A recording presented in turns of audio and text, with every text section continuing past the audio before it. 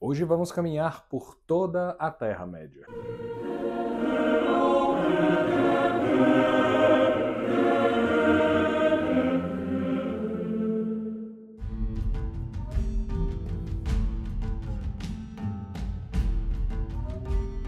Olá, guardiões, tudo bem com vocês? Hoje vamos estudar este assunto a respeito da cegueira de Sauron durante a jornada da comitiva do Anel. Mas antes de começarmos, vocês já sabem o procedimento padrão, deixa aqui embaixo o seu like, curtam, se inscrevam, ativem notificações e compartilhem com todos os amigos para não perderem nenhum novo vídeo. Vamos à nossa oração pedindo a Nossa Senhora as virtudes necessárias para corresponder às graças que dela recebemos. Em nome do Pai, do Filho e do Espírito Santo. Amém. Ave Maria, cheia de graça, o Senhor é convosco. Bendita sois vós entre as mulheres e bendito é o fruto do vosso ventre, Jesus. Santa Maria, Mãe de Deus, rogai por nós, pecadores, agora e na hora da nossa morte. Amém. Vamos lá então? O ponto desse vídeo é entender o que foi que manteve o segredo da comitiva do Anel durante toda a sua jornada. Como que somente após Frodo usar o Anel, e ainda assim apenas no coração da Terra de Mordor, foi que Sauron se tocou de que os povos livres tentariam destruir o Anel ao invés de possuí-lo, e que todos os movimentos estranhos que ele observou ou não eram todos partes de um grande plano arquitetado pelos povos livres. Estão prontos para essa análise? Então vamos aos livros. Mas antes de continuarmos, vamos ao nosso momento caridade, que não somente é o objetivo do canal, como parte integrante de nossa fé. Bruna Andretta precisa arrecadar 60 mil reais, que é o valor da prótese mecânica que ela precisa, após ter amputado uma perna devido a complicações advindas de câncer no joelho. O link para ajudar e a chave Pix estão aqui embaixo na descrição do vídeo. Toda ajuda é bem-vinda para quem está precisando. Seguindo adiante, vamos considerar primeiro o fato de que desde Gollum, o Anel esteve perdido por séculos e após achado por Bilbo permaneceu escondido no Condado. Vamos considerar, portanto, a partir da saída do Anel de Valfenda, onde há uma oportunidade de furtividade, pois os Nazgûl haviam sido derrotados há pouco tempo, e o rastro que eles tinham dos Hobbits foi perdido. Elrond então comenta antes da comitiva partir e bem após o conselho de Elrond. Elrond convocou a si os Hobbits, olhou gravemente para Frodo. A hora chegou, disse ele. Se o Anel deve partir, precisa ir logo. Mas os que forem com ele não podem confiar que sua missão seja auxiliada por guerra ou força.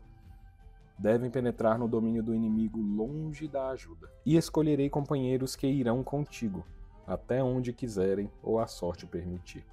O número deve ser reduzido, visto que tua esperança está na velocidade e no segredo. Tivera eu uma hoste de elfos com armaduras dos dias antigos, de pouco serviria, exceto para atiçar o poder de Mordor. Portanto, mesmo os sábios reconheciam que não adiantavam grandes exércitos para essa vitória. Seria, no fim, inútil, algo que Sauron não acreditava ser possível aos povos livres de se pensar.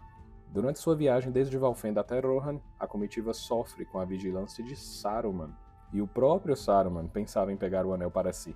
Portanto, ele mesmo já estava traindo Sauron e contribuindo para a furtividade do portador do anel. Segue-se então, durante todo o livro, algumas grandes distrações para permitir o avanço do anel. Vamos ler algumas que se destacam. Em Rohan, logo após Gandalf se revelar como branco. Assim ele diz: agora o anel passou para além de meu auxílio, ou do auxílio de qualquer membro da comitiva que partiu de Valfenda. Quase foi revelado ao inimigo, mas escapou. Tive algum papel nisso, pois estive sentado em um lugar alto e porfiei com a torre sombria. E a sombra passou. Então fiquei cansado, muito cansado. E por longo tempo caminhei em sombrio pensamento. E em seguida diz o que ninguém esperava. Então o que hei de dizer? Indagou Gandalf e fez uma pequena pausa pensativa. É assim, brevemente, que vejo as coisas neste momento. Se queres ouvir parte dos meus pensamentos do modo mais simples possível. É claro que o inimigo sabe há muito tempo que o anel está livre e que é levado por um hobbit. Agora sabe o número de nossa comitiva que partiu de Valfenda e a agente de cada um de nós, mas ainda não percebe claramente nossa intenção. Supõe que estamos todos indo a Minas Tirith, pois é isso que ele mesmo teria feito em nosso lugar. Notem, portanto, como o pensamento de Sauron está sempre ligado ao poder e à força, o que é um grande trunfo nessa missão. Mas continuando. E, conforme sua sabedoria, esse teria sido um pesado golpe contra seu poderio.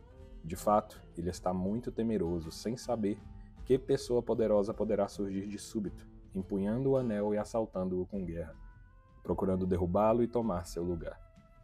Podermos desejar derrubá-lo e não pôr ninguém em seu lugar não é um pensamento que ocorre à sua mente. Tentarmos destruir o próprio anel ainda não entrou em seu mais sombrio sonho. Aí vereis sem dúvida nossa boa sorte e nossa esperança. Pois imaginando a guerra, ele desencadeou a guerra, crendo não ter tempo a desperdiçar. Pois aquele que dá o primeiro golpe, se o der com força bastante, pode não precisar golpear mais. Assim, está agora pondo em movimento as forças que há muito vem preparando, mais cedo do que pretendia. Tolo sábio, pois se tivesse usado todo o seu poder para guardar Mordor, de forma que ninguém pudesse entrar, e dedicado toda sua astúcia à caçada do anel, deveras a esperança teria minguado. Nem o anel nem o portador poderiam tê-lo eludido por muito tempo. Mas agora seu olho fita a distância, não a proximidade de sua casa, e olha mormente para Minas Tirith. Agora não falta muito para que sua força caia sobre ela como uma tormenta. Essa perspectiva de Gandalf então reforça que a decisão de Aragorn de deixar Frodo e Sam irem e não persegui-los foi a mais adequada possível.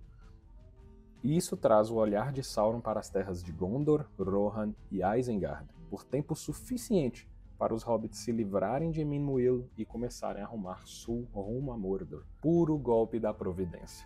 E quanto a Gondor, é Pippin quem ajuda mesmo sem pretender ao se mostrar na Palantir. Aragorn então discute com Gandalf. Essa hora já chegou, creio, afirmou Aragorn. Ainda não, disse Gandalf. Resta um breve período de dúvida que precisamos usar. O inimigo, claro está, pensou que a pedra estava em Orthanc.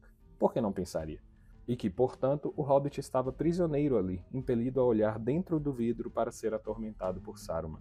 Agora aquela mente sombria estará repleta com a voz e o rosto do Hobbit e com expectativa. Pode levar algum tempo para ele perceber seu erro. Precisamos arrebatar esse tempo. Estivemos ociosos demais, precisamos nos mover. A vizinhança de Isengard já não é lugar para nos demorarmos. Cavalgarei adiante de imediato com Peregrin Took. Para ele será melhor que ficar deitado no escuro enquanto os demais dormem. Portanto, enquanto Frodo e Sam estão na porta da Terra Negra e caminhando rumo a Minas Morgul, Gandalf consegue descobrir que o próximo ataque é em Minas Tirith e parte para lá não somente para ajudar, mas para chamar a atenção de Sauron, tanto por conta do Hobbit, tanto por conta da sua própria presença, deixando o olhar de Sauron fixo em Minas Tirith enquanto os Hobbits avançam por Ithilien, Morgul e Cirith Ungol.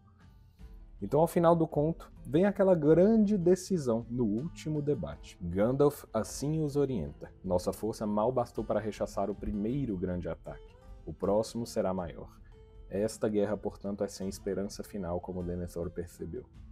A vitória não pode ser conseguida pelas armas, quer vos senteis aqui para suportardes um cerco após o outro, quer partais em marcha para serdes sobrepujados além do rio. Só tendes uma escolha entre males, e a prudência vos aconselharia a reforçardes os lugares fortificados, que tendes e esperardes ali o assalto, pois assim o tempo até vosso fim será prolongado um pouco. Então queres que recuemos a Minas Tirith, Dol Amroth e ao Fano da Colina, e ali nos sentemos como crianças em castelos de areia quando a maré está fluindo? Indagou Imrahil. Esse não seria um conselho novo, respondeu Gandalf. Não fizestes isso e o pouco mais em todos os dias de Denethor? Mas não, eu disse que isso seria prudente. Não aconselho a prudência. Eu disse que a vitória não podia ser conseguida pelas armas.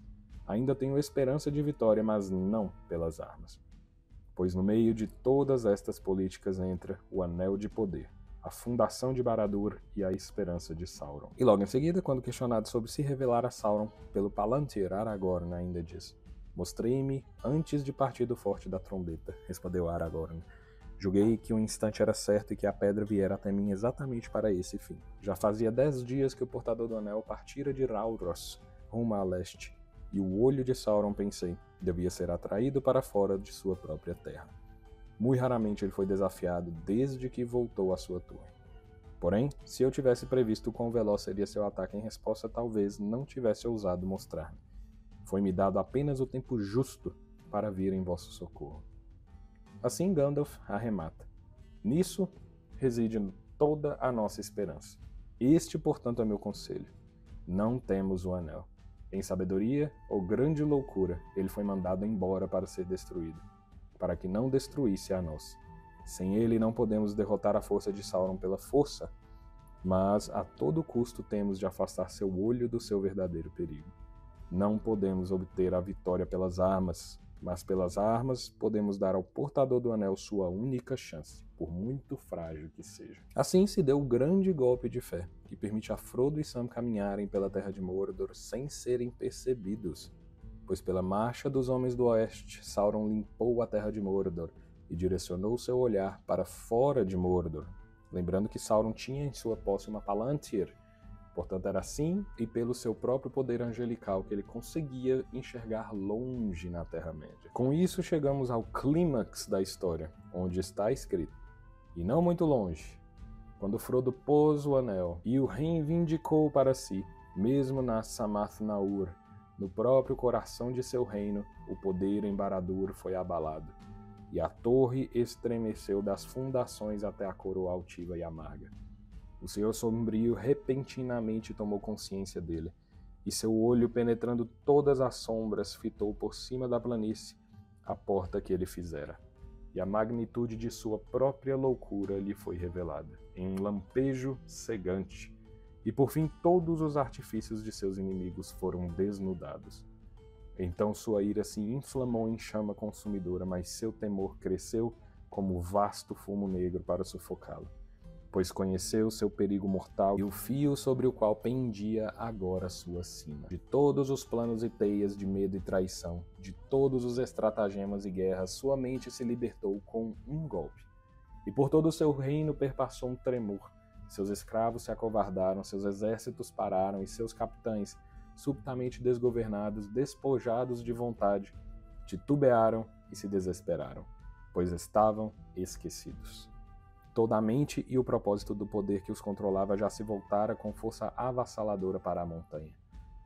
Ao seu chamado, rodando com um grito dilacerante, voaram em última corrida desesperada, mais velozes que os ventos, os Nazgûl, os espectros do Anel, e com uma tempestade de asas arremessaram-se para o sul, ao Monte da Perdição. Com isso vemos alguns trechos do livro que evidenciam essa cegueira que Sauron teve durante todo o conto, que por fim foi o trunfo para a vitória final da Guerra do Anel. Mas por que um ser angelical, tão grande quanto Sauron, foi iludido dessa forma? É simples, toda a sua vontade estava voltada ao mal e ao pecado, tal como a decisão daqueles anjos caídos que se tornaram os demônios foi perfeita e irrevogável. Era, portanto, inconcebível a Sauron que tentariam destruir o Anel.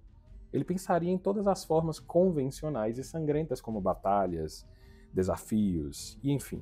Mas sua visão maligna já é tão cega que ele não era mais capaz de imaginar que alguém rejeitaria o Anel e, ao contrário de tudo, tentaria destruí-lo. Sauron não era mais capaz de crer que os povos livres fossem capazes da prática do bem e que tentariam vencê-los sem usar o Anel.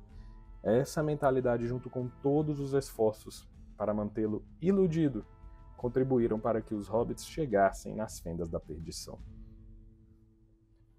E de tal forma isso ocorre conosco, que quanto maior for a nossa proximidade com o pecado e a desobediência aos mandamentos, que nossa alma vai morrendo e ficamos cada vez mais fracos e sem vigor físico e moral para viver com retidão.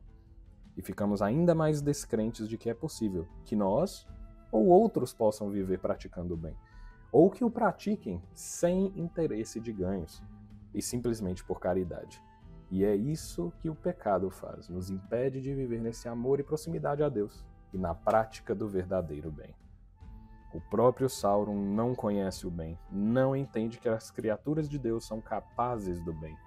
É inconcebível na mente dele que haveria uma tentativa furtiva de levar o Anel até Mordor. Então, pessoal, por hoje é isso. Espero que tenham gostado de entender um pouco mais sobre esse contexto da história da Guerra do Anel, que, convenhamos, passa batido por todos nós, mas que está sempre lá, presente. Pois a proximidade com o mal e o pecado nos tornam cegos para o bem. Se ainda não fez, deixa aqui embaixo seu like, seu comentário, diga o que mais gostaria de ver aqui no Guardião Católico. E lembre-se de compartilhar com todos os amigos para ninguém perder nenhum novo vídeo.